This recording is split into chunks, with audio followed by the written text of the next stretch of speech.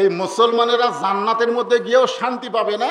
বুখারী শরীফের হাদিস অনুযায়ী আর একটা হাদিস আমি আপনাদের বলি, মান সাআলাল্লাহু তাআলা আশ-শাহাদাতা বিসিদিকিন বাল্লাগাহুল্লাহু মানাজিলা শুহাদা ওয়া মাতা আলা ফিরাশিহি।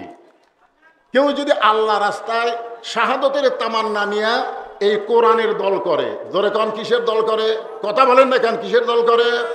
কারণ যখন আপনি কোরআনের দল করবেন, আল্লাহর দল করবেন, ওয়ালা নাবলুওয়ান্নাকুম বিশাইইম মিনাল খাউফি ওয়াল জুই ওয়া নাকসিম মিনাল আমওয়ালি ওয়াল আনফুসি ওয়াস সামারাতি ওয়া বাশশিরিস সাবিরিন। আপনি যখন কোরআনের দল করবেন, কোরআনের আন্দোলন করবেন, বাংলাদেশের কোরআন দিয়া পার্লামেন্ট চলবে বা সৎ লোকের শাসন চাবেন, তখন আল্লাহ তাআলা আল্লাহ রাসূল বলতেছেন যে সেই ব্যক্তি যদি নিজের বিছনাতে মৃত্যুবরণ করে, সে ব্যক্তি কোথায়? নিজের বাল্লাগাহুল্লাহু মানাজিলা শুহাদা ওয়া মাতা আলা ফিরাশিহি। সে ব্যক্তি যদি নিজের বিছনায় মৃত্যুবরণ করে, হাসরের ময়দানে আল্লাহ তাআলা তাকে শহীদদের কাতারে দাঁড় করায়া দিবে। তবে কষ্ট আছে না নাই? আপনারা বলেন কষ্ট আছে না নাই? অনেক কষ্ট, নানা ধরনের কষ্টের পরেই অবাশশিরিস সাবিরিন, আগেই ধৈর্যের পুরস্কার দেবে না। একটা মা যদি সন্তান নিতে চায়, জীবনে কোনোদিন সন্তান হয়নি, এবার প্রথমেই সন্তান হবে, আমার মা বোনেরা যারা পর্দার অন্তরে বসে আছে, আমি তাদেরকে বলবো, মা, আমাদের মায়েরা, আমাদের দাদিরা, আমাদের নানিরা কোনোদিন সিজার করে বাচ্চা নেয় নাই, তারা নর্মালে বাচ্চা নিয়েছে। জোরে কোন কথা ঠিক কিনা? কথা বলেন। এখন একটা কি সিস্টেম হলো, পৃথিবীর কোনো দেশে এত সিজার হয় না যেই সিজার আমাদের বাংলাদেশে হয়। একটা ভ্যানওয়ালার বউ পর্যন্ত নর্মালি বাচ্চা লিবার চায় না, একটা ভ্যান চালায়, ও কয় সিজার। শোনেন, বাচ্চা হওয়ার, আমার মায়েরা যারা পর্দার অন্তর আছে, আজকে আমাদের সন্তানগুলো, অধিকাংশ সন্তান, ছোট ছোট বাচ্চারা এই নষ্ট হওয়ার পিছনে কারণ হলো সিজার। কারণ কি? সিজার। আমার মায়েদের বলতেছি, মা, প্রথম বাচ্চা হবে, আল্লাহ রাসূল কেন বললেন মায়ের পায়ের তলে জান্নাত? মায়ের পায়ের তলে জান্নাত, এ কথা বলার পিছনে কারণ আছে না নাই? কি কারণ? একটা সন্তানের জন্য মা বেশি করে না বাপ বেশি করে? মা কি করে? খালি 10 মাস 10 দিন পেটের মধ্যে থসে, বার হওয়ার পর থেকেই বাপের দায়িত্ব। জোরে কথা কর না কেন ভাই? যা কিছু কেনা লাগবে কে? এই সন্তানকে লেখাপড়ার জন্য চিন্তা কে করে? বাপ করে না মামা করে? লেখাপড়া টাকা পয়সা যত খরচ সব কে করে? বাপ করে। আমি তো চিন্তা করি একটা সন্তানকে শুধু 10 মাস 10 দিন পেটে থই আর 2.5 বছর দুধ পান করাই, এরপর আর মায়ের কোনো কষ্ট না, সমস্ত কষ্ট হলো বাপের কষ্ট। জোরে কথা কর না কেন? তারপরেও বাপের পায়ের তলে জান্নাত নয়, মায়ের পায়ের তলে জান্নাত। এটা কি বোঝা লাগবে না? এটা বোঝা লাগবে তো। কি বলবো প্রসবের কথা, মা বিনে সেই ব্যথা কেউ তো বুঝবে না। মাজন ঠেকিয়া সন্তানের দায়, অকালে মা মারা যায়, কেন সে মায়ের ভক্তি করো না? এমন দরদি ভাবে কেউ হবে না আমার মা গো। প্রসবের একটা ব্যথা আছে, কোনোদিন সেই ব্যথা বুঝতে পারে নাই, এবার প্রথম বাচ্চা হবে। কোনোদিন বাচ্চা হয় নাই, প্রথম বাচ্চা হবে। এই প্রসবের ব্যথা যখন শুরু হয়ে গেল, মায়ের পায়ের তলে সন্তানের জান্নাত, মাকে একটু বোঝা দরকার। জোরে কোন কথা ঠিক কিনা? কিন্তু মা পায়ের তলে সন্তানের জান্নাত এইটা না বুঝ হইয়া চিল্লাচিল্লি শুরু করে দিছে।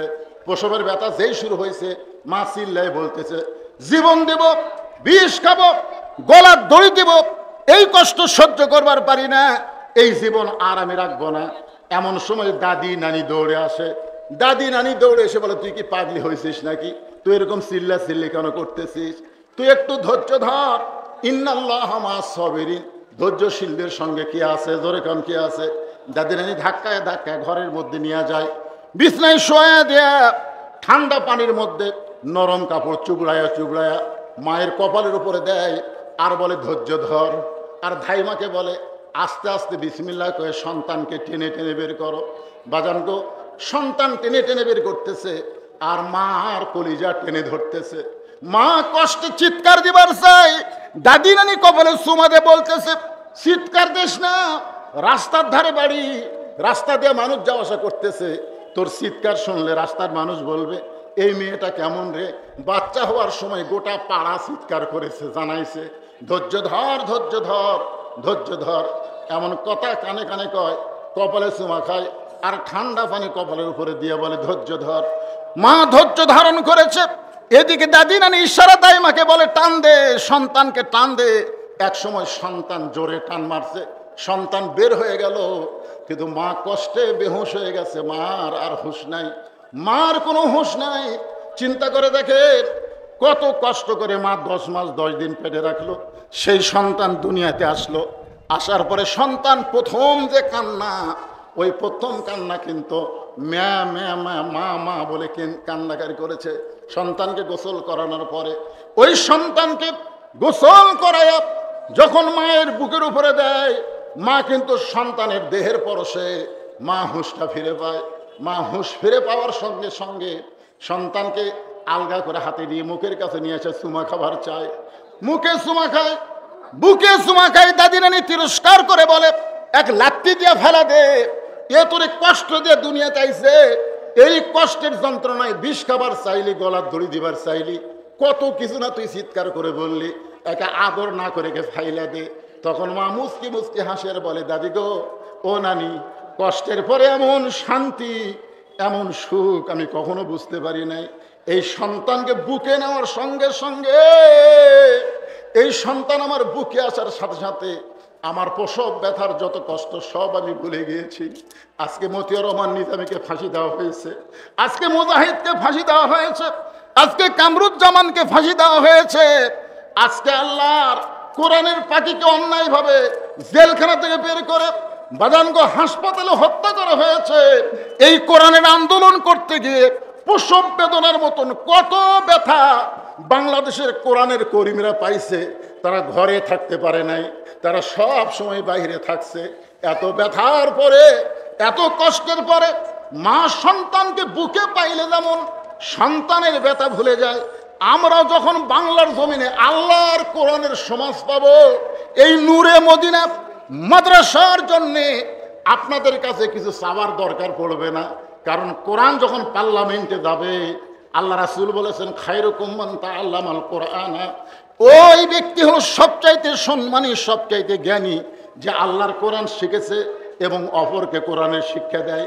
এখন আপনারা বলেন, আমাদের অনেক কষ্ট, এই যে 17 বছর ধরে আমরা কোরআনের জনগণ পাইছি, কোরআনের পক্ষের মানুষ পাইছি, যদি কোরআন সংসদে একবার যায়, তাহলে মা যেমন সন্তান বুকে পাইয়া প্রসব ব্যথা ভুলে যায়, আমরা সব ব্যথা ভুলে যাব। ধরে বলেন ঠিক কিনা?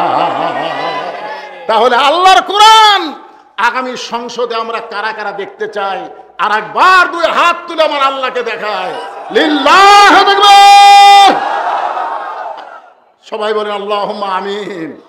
আল কোরআনের আলো। 2-1 যে ঘরে ঘরে কোন কেন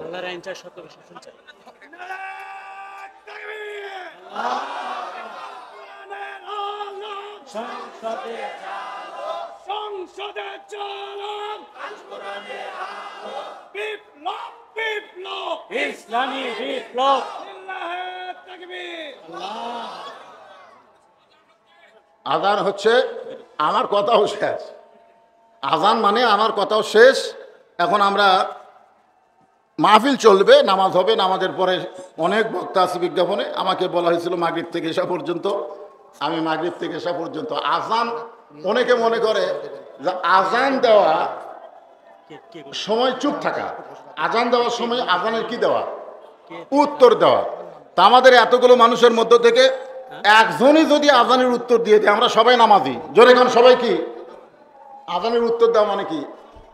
বাবা ছেলেকে ডাকতেছে, এদিকে আসো, তখন ছেলে যাচ্ছি বাবা, কিন্তু আসে না, যাচ্ছি বাবা কিন্তু আসে না। এটা কি হলো? উত্তর দিল কিন্তু কাম হলো? তা আমরা আজানের উত্তর দেওয়া মানে আমরা সবাই 5 ওয়াক্ত নামাজ আদায় করবো, আল্লাহ যেন কবুল করে, জোরে করে আমিন।